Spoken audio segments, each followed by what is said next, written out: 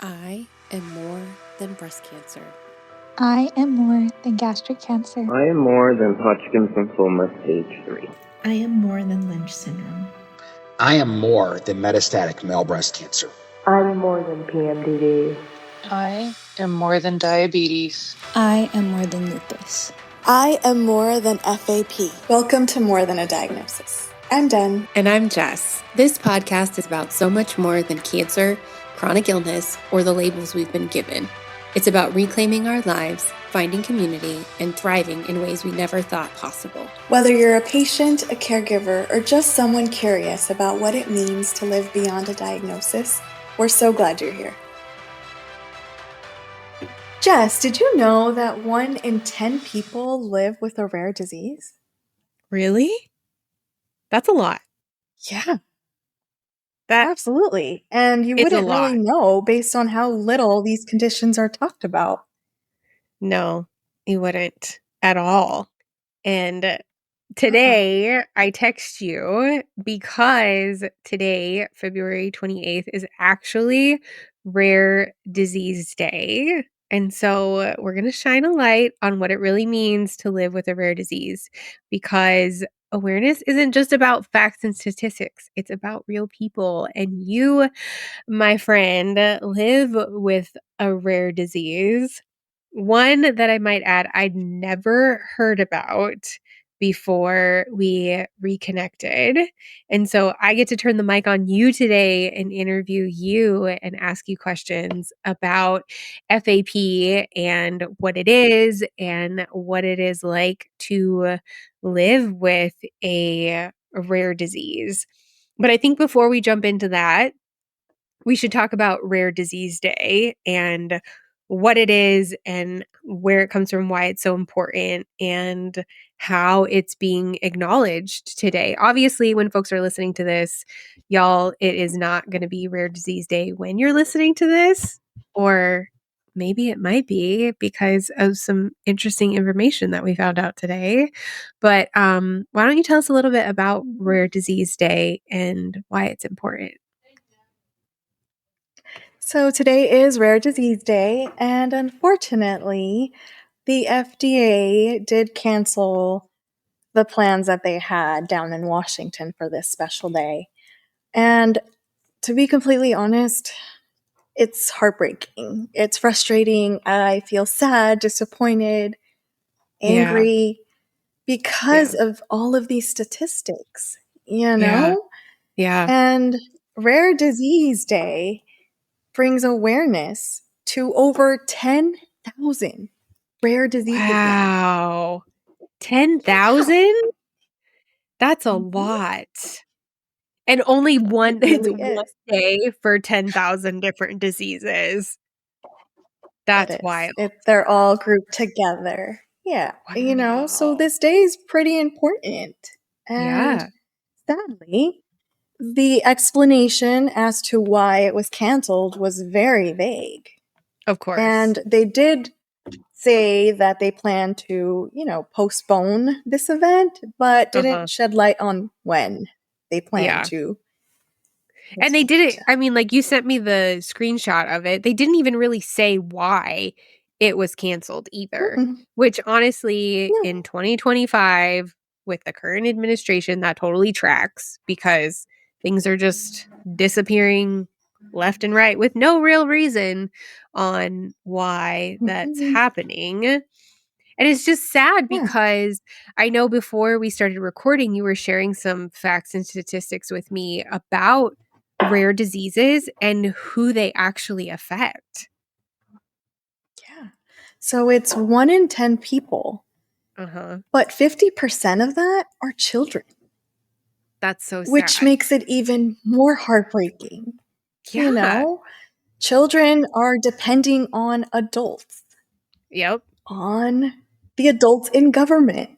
Yeah. To advocate for them and find treatments to such rare and devastating diseases. Yeah. And what's crazy is, like, not to be cliche, but our children are our future. And if 1 in 10 are diagnosed with a rare disease and 50% of those are kids, like that's a large part of our population that are being affected.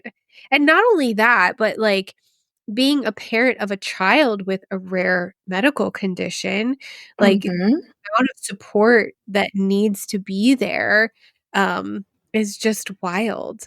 And we could talk forever about different rare diseases, but today we are only going to focus on FAP. I am really looking forward to bringing on guests and, interviewing them about their experiences with their rare diseases. But today is about you, my friend, because you are living with a rare disease. And like I said at the top, it's one that I had never heard about before.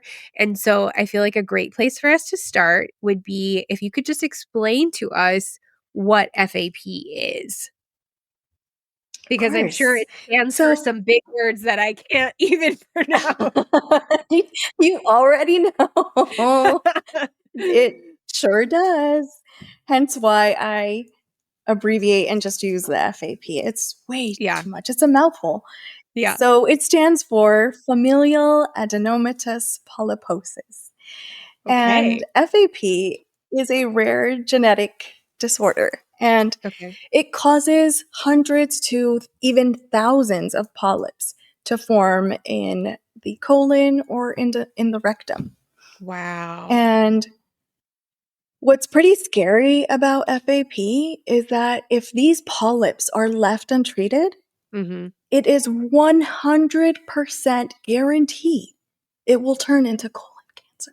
Wow. And there's no like symptoms of polyps, right? Like there's no physical symptoms that you would know or that would indicate to someone that they have polyps, right? Like the only way of knowing you have a polyp is by having a colonoscopy, right?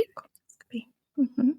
Oftentimes, polyps don't cause symptoms until it's a little too late because Yeah. they've advanced and progressed into cancerous cells.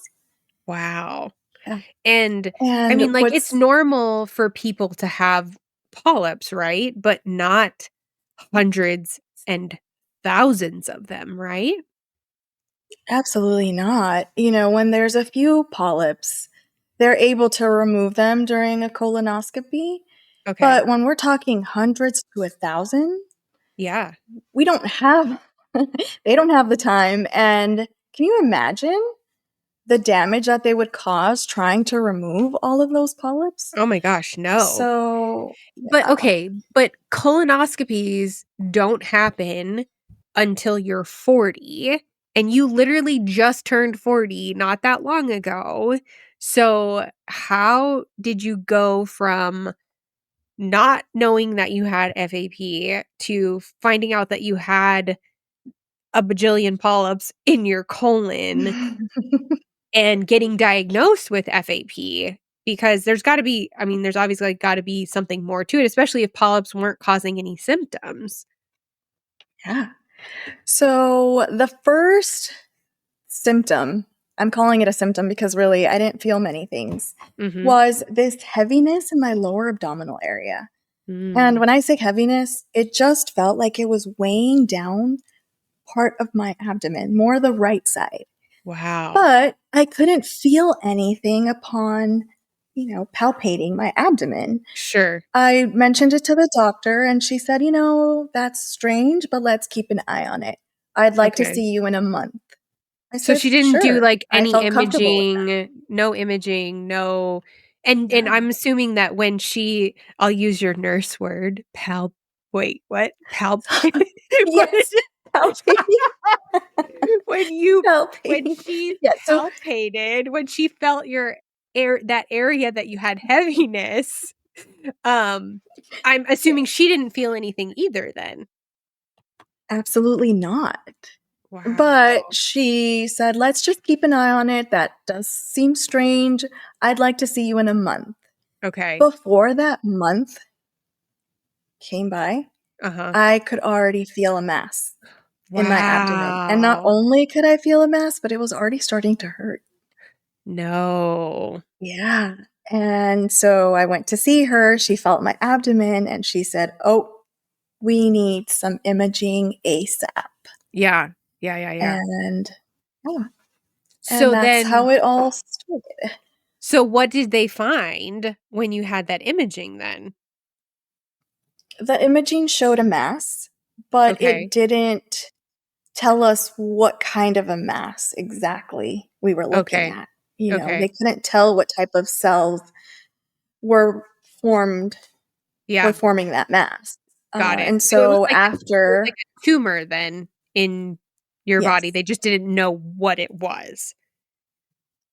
So I'm absolutely. assuming that It, that's another part of FAP then.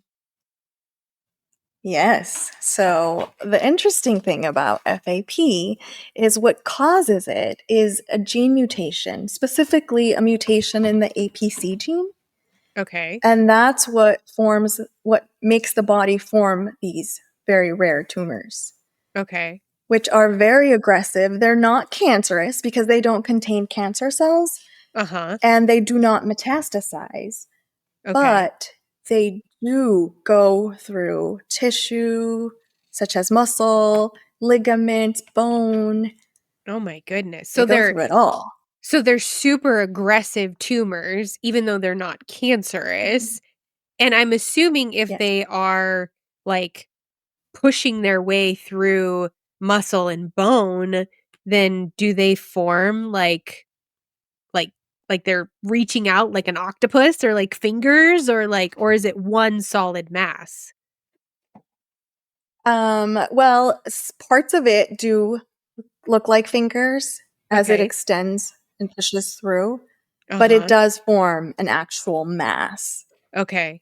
It's just very tricky to contain it all and actually Yeah. remove it all Yeah. because of how it's so sneaky, Yeah. you know? Uh-huh. So do these tumors are do they have like a certain specific name then? Desmoid tumors.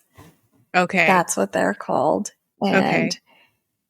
not everyone who has desmoid tumors have FAP. Only a small percentage of Interesting. people who have these desmoid tumors actually have FAP. And what's interesting is that after my surgery, I feel like I'm getting a little ahead of myself. I don't want to reveal all my interesting facts here. but but my surgeon, he actually said, "Don't worry about it. It's so rare. We don't need to do genetic testing on you." Wow. And it didn't sit well with me. I No. said, "I don't know. I don't feel like this is a good idea." Yeah. Especially because I tend to be, like that 1% that has the weird Yeah. symptom Yep. or Oh, I whatnot. know all So about that I life. said, you know, I said, no, I would feel more comfortable if we did some testing, which I'm so Wow. incredibly grateful for because it shed light on the fact that I do have this Yeah. mutation. Yeah. So people who have desmoid tumors, do they have a separate condition then? That's obviously you said they're not necessarily FAP. Do they just have desmoid tumors? Yes, they just have desmoid tumors. And then there is another gene mutation that can also cause desmoid tumors as well. But I just happen to have the mutation with the APC I gene. see. Yeah, which is actually considered a germline mutation because it happened when I was conceived. So you were born with it. Yes, I was born with it. And another fun fact is that my FAP is considered de novo because no one else in my family has a Wow. So you're really like a unicorn. I really am. So, okay, so back to FAP. You had this heaviness in your abdomen, Mhm. right? And but then we were talking about the piece of the pie of the FAP where you develop polyps in your colon. Mhm. So how did you know? Did you find out that you had polyps? Did you have polyps? Because suddenly you just had this mass in your Yes. abdomen. Yes. So once I had the results from the imaging, the next step was to do a biopsy because we needed to know what kind of cells we were dealing with. And the biopsy, I had 2 biopsies. One was an in-office biopsy, which I do not recommend. It was brutal, it was painful, and it didn't work because the mass was so deep. And the second biopsy was successful. It was done with imaging, and they were actually able to go as deep as they needed to get the cells. And that revealed desmoid tumor. And so after that, then they said, okay, well, if you have a desmoid tumor, then we need to do a colonoscopy here because the potential of having polyps was really high after they discovered it was a desmoid tumor. So I had the colonoscopy and I had over 100 polyps in my colon. And Wow. the reason why that's such a big deal is because with FAP, those polyps are 100% guaranteed to turn into colon cancer if left untreated. 100%? 100% if left untreated. My goodness, that is high. That's the Yeah. highest it can be. So, you had a biopsy, and once you had a biopsy, they suggested that you get a colonoscopy. So, is there a correlation then between desmoid tumors and polyps in the colon, even if you don't have FAP? Yes, because there is another gene mutation that can cause FAP and can cause desmoid Okay. tumors. Yeah. Okay. So Got there it. is a So you correlation enough for them to suggest, let's do a colonoscopy. Yeah. So you had a colonoscopy and they found hundreds of polyps in your colon. Yeah. That's wild. And obviously, we have so much to unpack about your story that I think we're going to have to do a whole episode on that in and of itself. But just the cliff notes for our listeners. What did that result in for you with finding out that you had hundreds of polyps in your colon? Well, I still remember that colonoscopy like it was yesterday, and I love my gastroenterologist. She came up to Mhm. me and said, Daisy, we found over hundreds of polyps. And in my mind, I'm like, well, she removed them, right? Nope. Yeah. She said, Daisy, we are unable to remove hundreds of polyps. And my Wow. jaw dropped, and I Yeah. kind of had a feeling what was next. And she said it. The only thing we can Yeah. do is remove your entire colon. Wow. If you don't want colon cancer in less than a year. Wow. It was a lot to take in. That's, immediately life-changing. Yeah. Because not That's not only what I did you have expected. Yeah, no, of course, because not only did you just discover that you had this tumor in your body, but then you find out that you also have hundreds of polyps in your colon. Yeah. That's wild. That's a lot to process.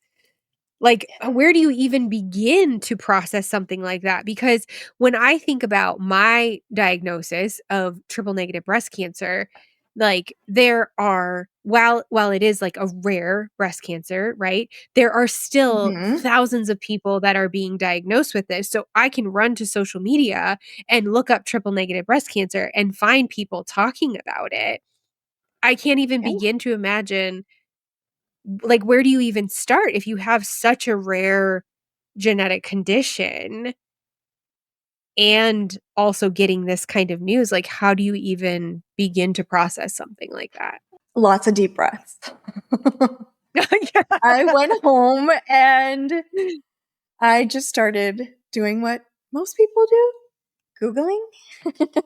I had to Yeah. hit up Dr. Google because to be completely honest, I'm a nurse, and I had never heard of this condition. I was scared. Wow. Yeah, I yeah, was I bet. terrified. I can't even imagine. Yeah, and all I That could think is about was, okay, my colon will be removed, but what does that look like afterwards? What yeah. does that really entail? Uh-huh. Yep. You know, it Like, was what just does so that much. mean for your quality of life? What does that mean? Exactly. Okay, so now with it being you're a nurse and you hadn't heard of this condition. So now let's talk about your Mm. doctors. Like, Mm. what did that look like? Had they heard of this before? Had they treated patients with this So my before? doctor had treated one person, I believe, and Okay. I should have done a little bit more research. Hindsight's always 2020, of course. But Always. she seemed confident, and because she had seen one person prior to seeing me, I said, okay, well, Uh-huh. at least she's treated someone. Yeah. And the suggestion, first line of treatment, was to do radiation. And Yeah. I did not want to. No. You hear all these stories about radiation and the side effects of Mhm. it all and what radiation really Mhm. does to your body. Oh gosh. But Yeah.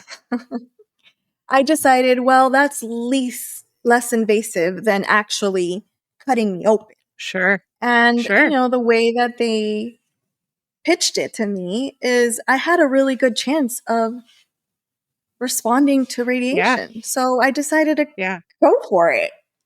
And Yeah. it didn't. It tripled in size. It did the opposite. Oh my goodness. Yeah. It like And superpowered it. yeah, I mean, the pain was unbearable.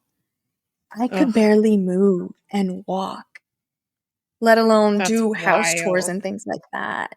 So he said, I'm going to prescribe a very high dose of steroids, and this should buy you a little bit of time before we go in and surgically remove that desmoid tumor. Wow. Yeah.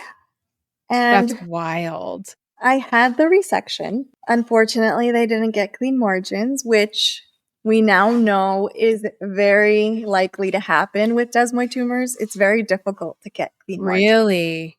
It is, which is why Wow. surgery is no longer considered the first line of treatment. Yeah. Yeah. Mhm. I can Because imagine. the rate of recurrence for desmoid tumors is high as well, which we saw because my tumor came Really? back. Mhm. Wow. Yeah. And what causes that rate of recurrence to be so high? What the studies have shown is that when the body has surgery and it's cut, Mhm. those cells Mhm. that run to the rescue to heal that incision or trauma to the body, Mhm. those Mhm. cells call more cells over and they start having basically a party. And the more cells that get together, the bigger that Mhm. mass or tumor becomes. Because of that gene mutation. Wow. It goes back to that gene mutation because the APC gene, what it does is it Uh-huh. inhibits tumor growth. I see. Mm-hmm. So that's not just surgery for a desmoid tumor. That's any surgery then, right? Yes. Any Wow. trauma, any deep trauma to the body can cause Wow.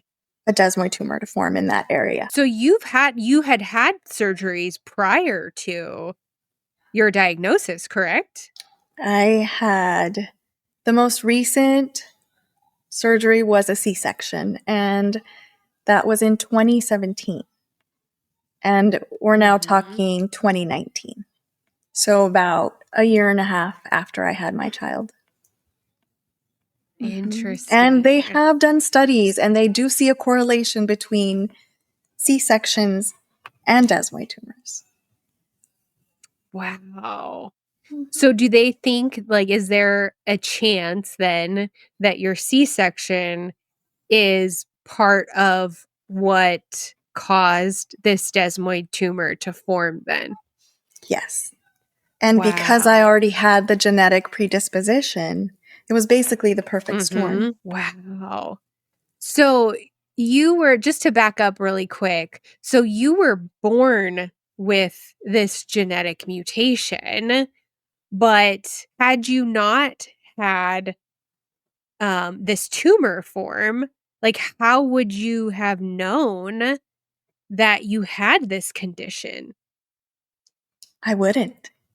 So many people who have FAP and don't necessarily have desmoid tumors, they don't find out until it's a little too late.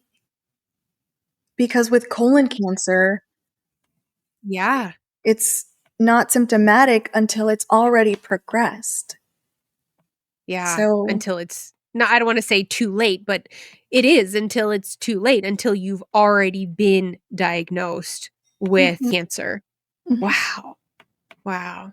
That is, oof, that's a lot. yeah, That is a lot.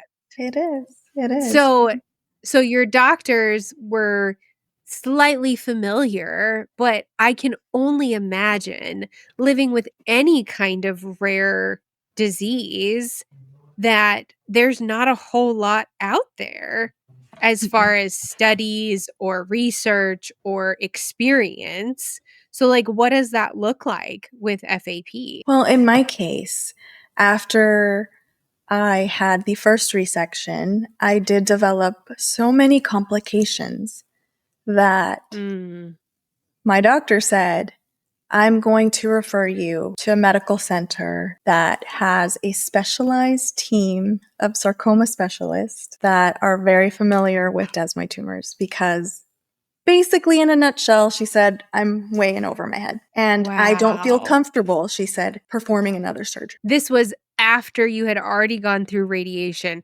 had a bunch of complications, then had a surgery, didn't get clean margins, and then she passes you on? That's right. Yeah. Wow. Yeah.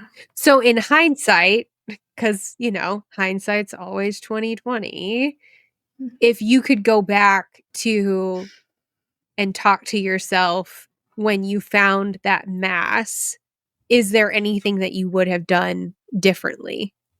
Absolutely. I would have done a little more research on medical centers who actually had a specialized team and were familiar with my situation.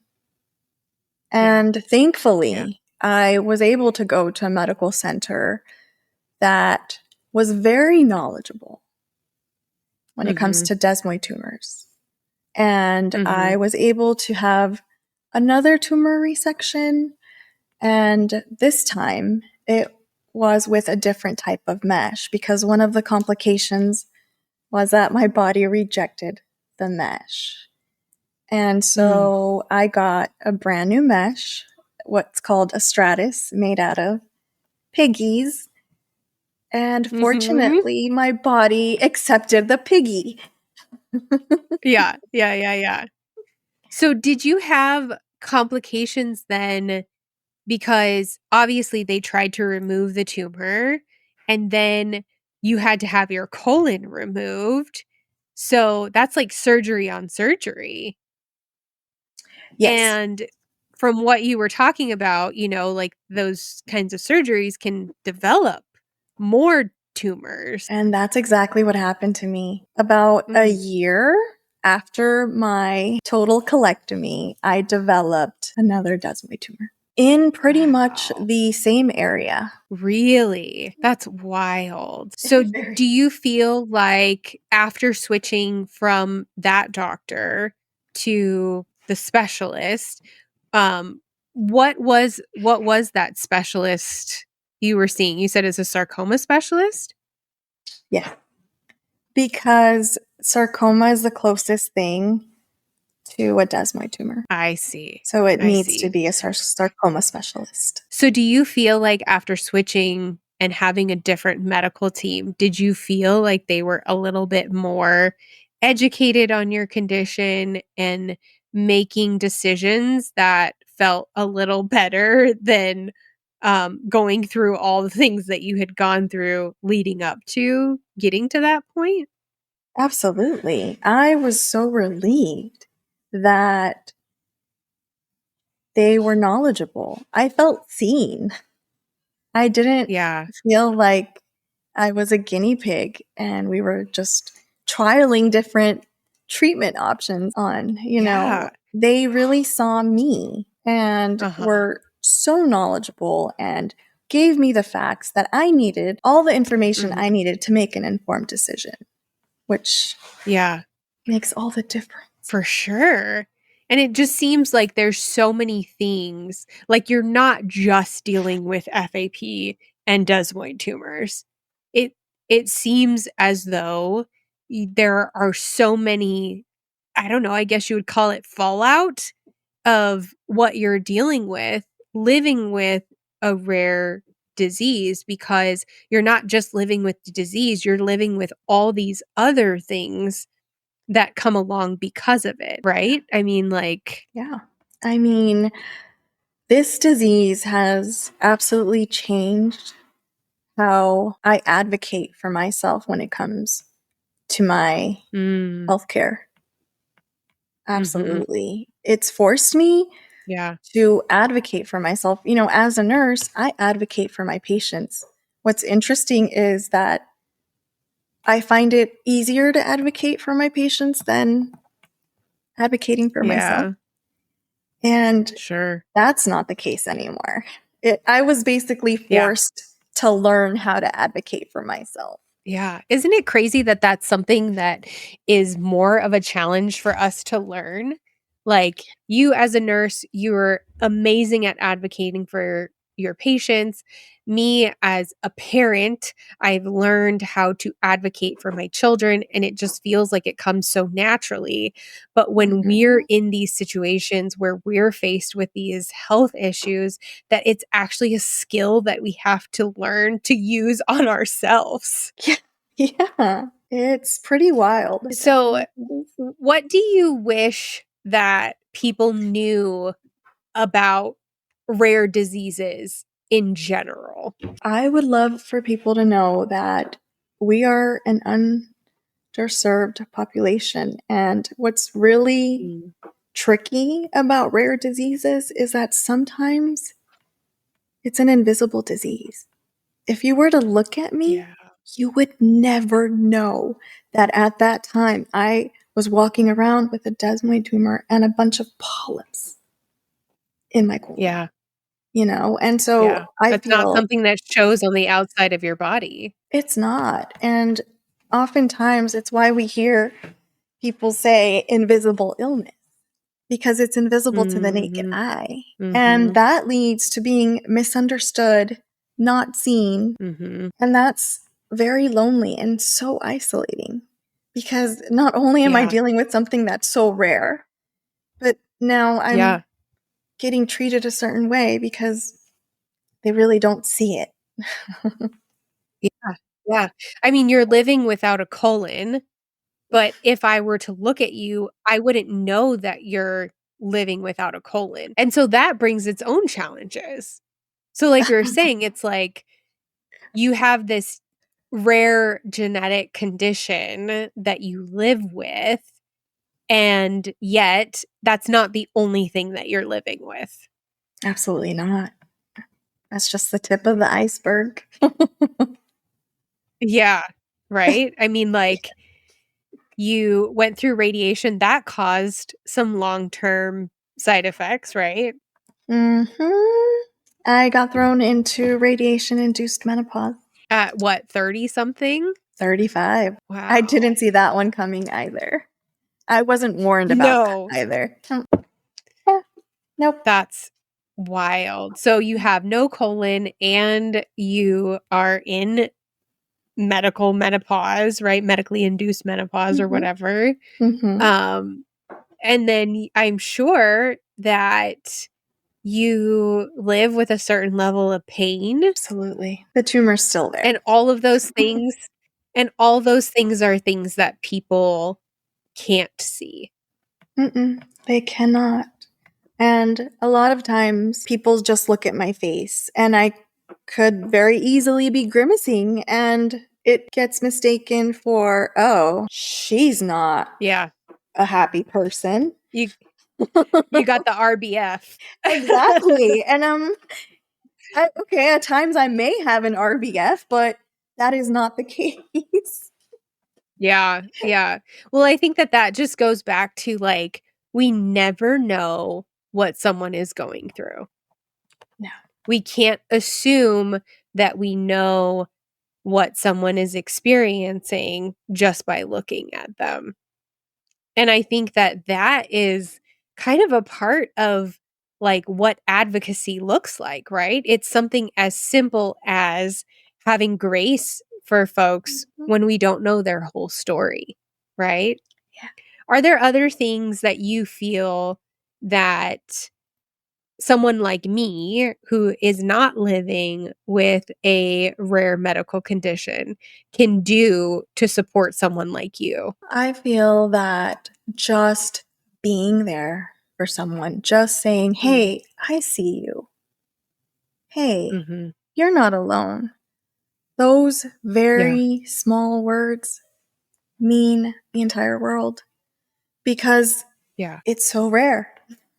We don't have very many people. And that's the other thing. It's very hard to find others in the community who have the same condition as I do. So it's so important for people who don't know to really just be there. Just show up. Yeah. Just show up. Yeah. Be kind and have a little bit of empathy for us because it's a real struggle. For sure. So have you been able to connect with other people who have FAP? I have. And I never thought that it would be because of TikTok.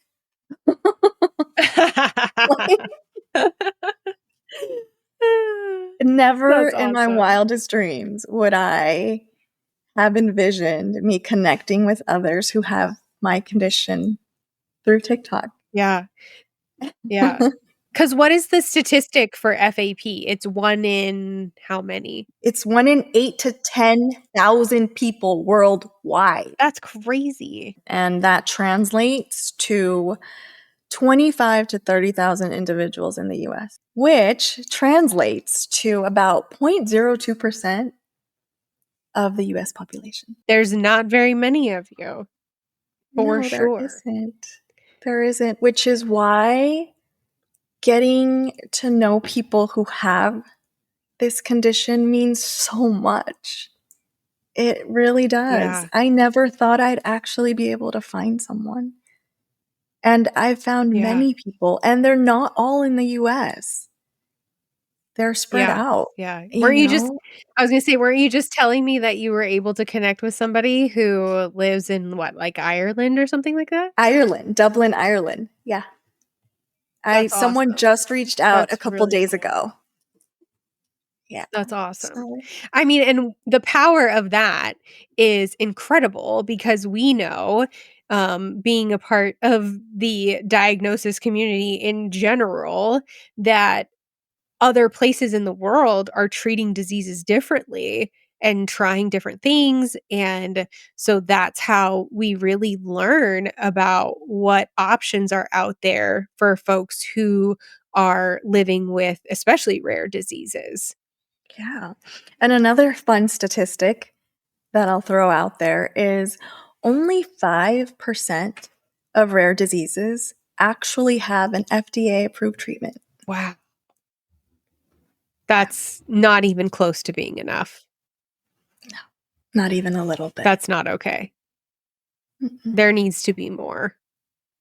There definitely needs to be more. I think that if you're listening to this today and you're like, well, what can I do? How can I help? I think, like Den said, just like showing up for people who are living with these rare diseases and educating yourselves and then talking about it, because that's how we spread awareness, right? Like that's how we learn how these things are affecting other people, and that's how we affect change. And so, wow.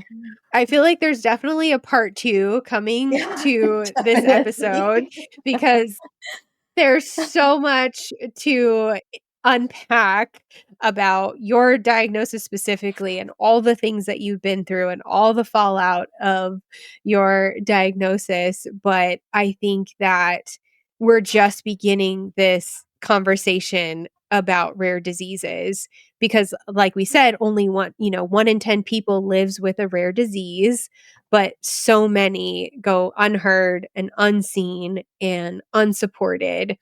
Yeah, and if you or someone you love is living with a rare disease, we see you, we hear you, and we're really in this together. Thanks for joining us on More Than a Diagnosis. We hope today's conversation left you feeling seen, heard, and maybe even a little more connected. If you enjoyed this episode, don't forget to subscribe, leave a review, and share it with someone who might need it. And if you're looking for a place to connect with others who truly get it, join our support circle at morethanadiagnosis.org, where we will continue this conversation. It's free, it's welcoming, and it's built for you. Because no one should have to navigate this alone. Until next time, keep living, keep growing, and remember, you are more than a diagnosis.